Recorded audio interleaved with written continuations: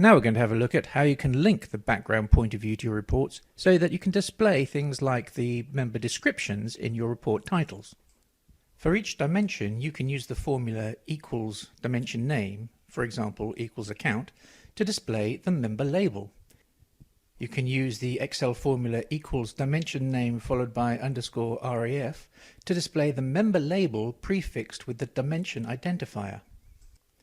And you can use the formula equals dimension name followed by underscore DESC to display the dimension member description. Using Excel formulas to display the member labels and descriptions is best used in the report title. Whereas in the report headers you can use the function @cur to substitute for the member label, prefixed with the dimension identifier, either the short name or the long name. In the title area of this example report,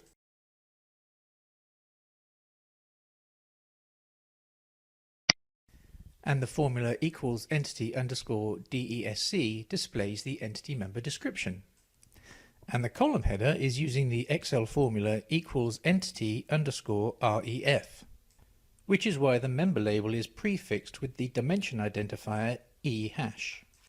And if we change the entity in the background point of view, perhaps by selecting one of the favorite entities, the entity formulas update accordingly. In the row header of the report, we're using the substitution variable @cur with the account dimension. And if we change the account in the POV panel, we see that not only is the row updated, but also any associated expansion functions are also triggered.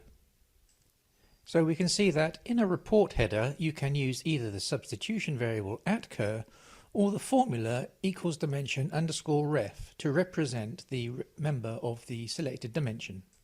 Let's have a look at a demonstration report now to see how the formulas are used to display the background point of view.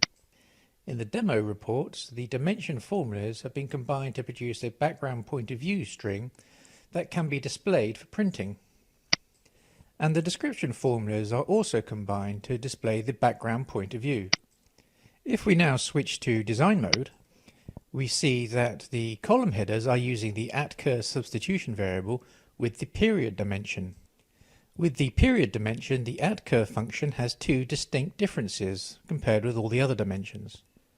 Firstly, the @cur function with the period dimension will refer to both the period and the year. And secondly, you can combine it with an offset parameter, either a positive or negative number referring to the number of periods away from the currently selected one from the background point of view. So in this example, the @cur -1 refers to the period prior to the currently selected period. In this application, July is the last period in the year and August is the first period in the year. So when the current period is set to August, the prior period is July from the previous year. When entering the period @cur with an offset into the report header, you can just type it into the cell, or you can right-click on the header cell and select the MerlinXL Edit Header option. And in the Dimension tab, you can pick a Dimension Offset option, and then use the arrow buttons to move along the report axis, adding other period offset members. And when you finish, select the Update button. So using the period @cur with an offset, you can control the whole column of data using the background point of view period option. And remember that you can add periods or subtract them from the current point of view. Using the @cur function, particularly with the period dimension, reduces the need to modify the member labels every period, because now you can just use the background point of view panel to update the periods. Let's go back now to the demo report and have a look at another feature that uses the Excel formula to display the member descriptions. In this corner cell at the intersection of the two description keywords, there's an Excel formula that displays the descriptions of the dimensions that aren't specified in the rows and the columns.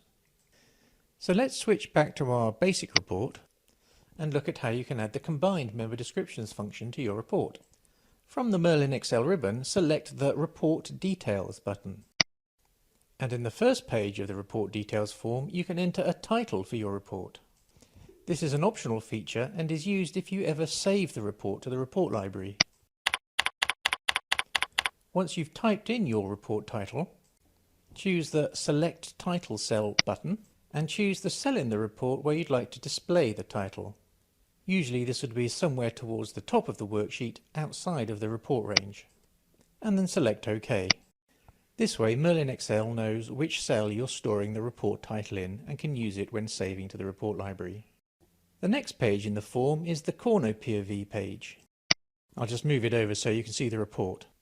To build our dimension descriptions formula, we tick the dimensions that we want to include in our corner POV cell.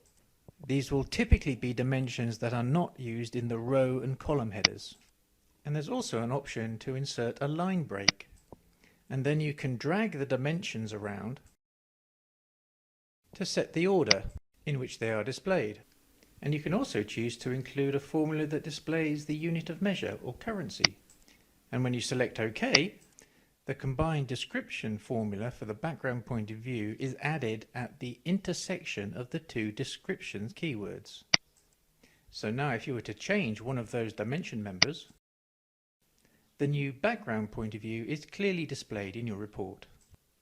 Because the worksheet POV pane does not print out, it's important that you do include formula to display the members in the background point of view in your report, particularly if you're going to print the report.